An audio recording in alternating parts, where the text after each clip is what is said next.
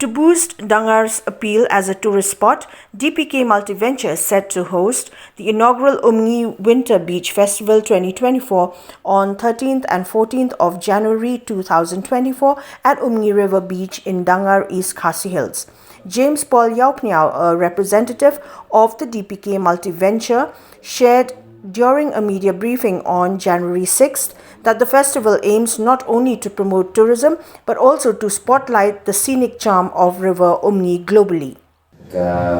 Beach Festival ko sebelum khada trip jomata wana January kilong bantintiu susu ya turis hapo kani ka jela bi jungi taba tri ban highlight ya ni ka internet jong kani ka wa Umngi kabadon hante ko dangar mat ka bade ro ko ka beach lesi ka bahek du kani ka jela ka jungi ka bale srem thik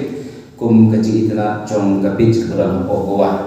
ka balai ban tintiu ki samla jong ka than harba kinyo ban ni nane ban sei kisap kijungki la kinde ki jingwai kinde ka pop ka shat atem ese banyo ban sei kisap jungki ha kun kini ki platform ka basau ban pan itu ru ya ka jingruspa jong ka culture ka jong ni ha kane ka festival bat ka basan lingba ka jingwan jong kane ki tourist kan pendi ki samla kumno ban sen pun kijat kam kapan penlong ru si benta kum kalat kamai na benta ka joki bat kaban riu limba ka jing bat limba ka festival ngi kerman ba kan kring ki tourist ki bede po ka jela bat ki bede ro shabar jong kali india ka jungi balimba ka jingwan jungi ki tourist nese ki banabar bat ki bade na po jela ka jungi kan penlong ki samla bakin yo ban seng ki kam ki jam pa kin yo ban penia ne ban di ban thiet ha ne ka bede ban ne ka jinglong jiman jong ka tourist bat ka ban yo lingba ka ne ka festival kan nang ban kiuro ya ki tourist buladon rupa ka ne ka jela ka jungi famtan gidi ki tourist ki bede na ki bede ka bede ka lenti na shillong shedu shedanikor. Additionally, Armstrong Thongni expressed the aspiration to showcase local youth's talents and skills through engaging performances. Idang kamu mengkenti ya tourism industry kata mak itu bidang kita jungi ngidong ki landscape jing internet ki protek kemarian hanrai